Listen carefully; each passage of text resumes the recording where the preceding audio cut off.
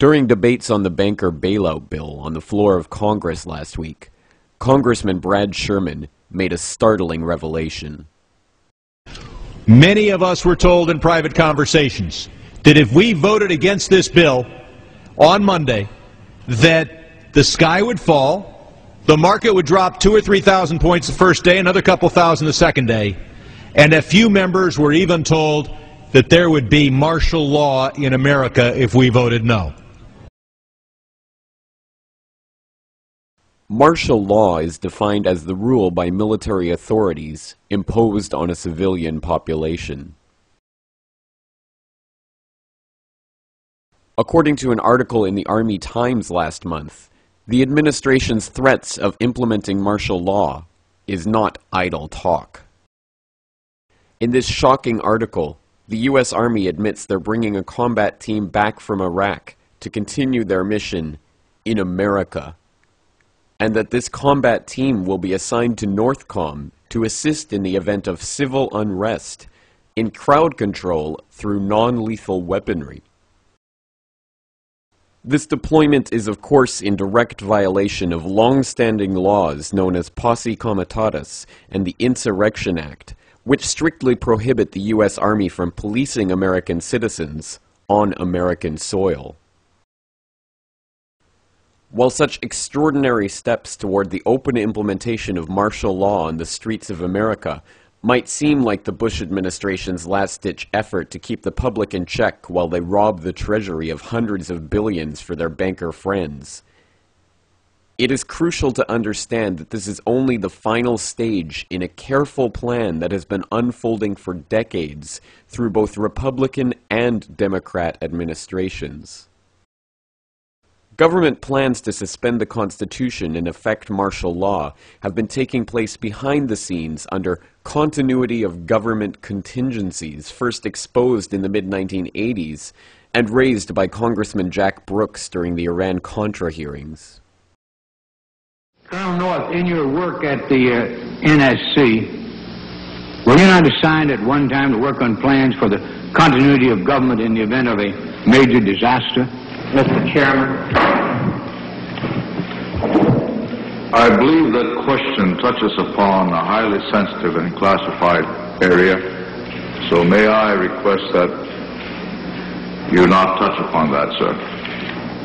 I was particularly concerned, Mr. Chairman, because I read in Miami papers and several others that there had been a plan developed by that same agency, a contingency plan in the event of emergency that would suspend the American Constitution. And I was deeply concerned about it and wondered if that was the area in which he had worked.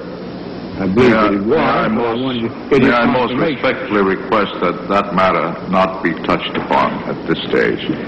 If we wish to get into this, I'm certain arrangements can be made for an executive session.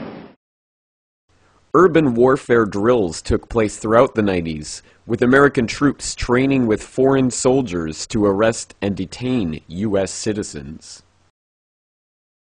What you're seeing is real. April 10th through April 20th in Swansboro, North Carolina.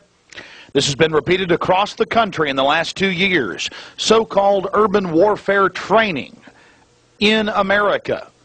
Of course, in the case of Swansboro, they actually pulled people over and searched their vehicles with the local police department. A local listener sent me this video of the Swansboro incident. You see, they take out groups of young officers from across the country in the Marine Corps and teach them that it's okay to go into American towns and cities and take over the city halls and search vehicles. In this training exercise, it became real.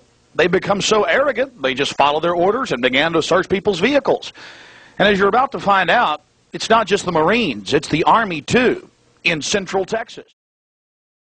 These drills quickly became reality, as in 2005 the National Guard was deployed in the wake of Hurricane Katrina to seize legally held guns from law-abiding citizens against their will and at gunpoint. No one will be able to be armed. We will take all weapons. Police department! Police department, everyone home!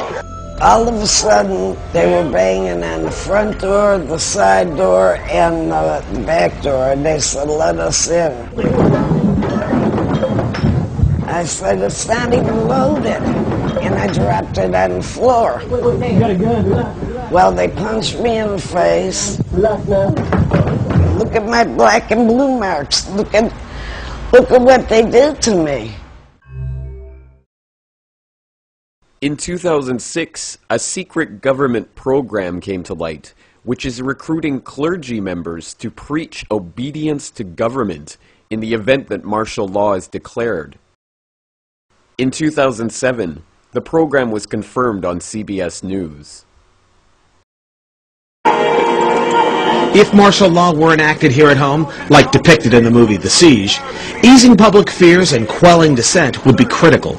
And that's exactly what the Clergy Response Team, as it's called, helped accomplish in New Orleans.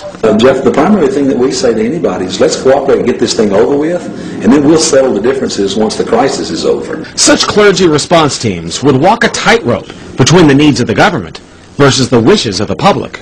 In a lot of cases, these clergy would already be known in the neighborhoods in which they're helping to defuse that situation. For the clergy, one of the biggest tools that they will have in helping calm the public down or obey the law is the Bible itself, specifically Romans 13. Because the government is established by the Lord, you know, and that's what we believe in the Christian faith. That's what's stated in the Scripture. And on May 9th, 2007, President Bush signed off on National Security Presidential Directive 51. This top-secret continuity of government plan effectively makes the president a dictator, allowing him to declare a national emergency for any reason whatsoever and implement martial law without the approval of Congress. The plan itself is so secret that not even members of the Homeland Security Committee in Congress are allowed to see its contents. But now they've denied the entire Homeland Security Committee of the United States House of Representatives access to their so-called detailed plan to provide for continuity of government. They say, trust us. Trust us, the people who brought us Katrina, to be competent in face of a disaster. Trust us, the people who brought us warrantless wiretapping and other excesses eroding our civil liberties. Trust us. These are just a few of the dozens of preparations that have already been completed to phase martial law in incrementally, bringing it about in stages, so an official declaration of military rule need not even be made. But if martial law is already a reality, what excuse will be used to turn the military against the American public? Have you heard about this new thing going on in Great Britain that Al-Qaeda routing up all these Britons, essentially, 1,400 strong, apparently, in a new, what's being called a new white Al-Qaeda army. Tougher to detect, potentially. Yeah, because they're not Muslims. They look just like regular British people. They're converts. In 2001, Section 802 of the Patriot Act made any criminal offense, even misdemeanors, classifiable as terrorist activity. In 2006, the Military Commissions Act gave the executive branch the authority to declare U.S. citizens and residents unlawful enemy combatants and detain them in undisclosed locations indefinitely. And now, H.R. 1955, known as the Violent Radicalization and Homegrown Terrorism Prevention Act, currently awaiting passage by the Senate, will effectively outlaw dissent of the government, even on the internet. It seems the table has been set for those citizens who resist any government decree to be dealt with as terrorists by the U.S. military. And now that the banker bailout bill has been passed despite fierce public outcry, dissent has never been more rife amongst the general population. Every nation in every region now has a decision to make. Either you are with us or you are with the terrorists.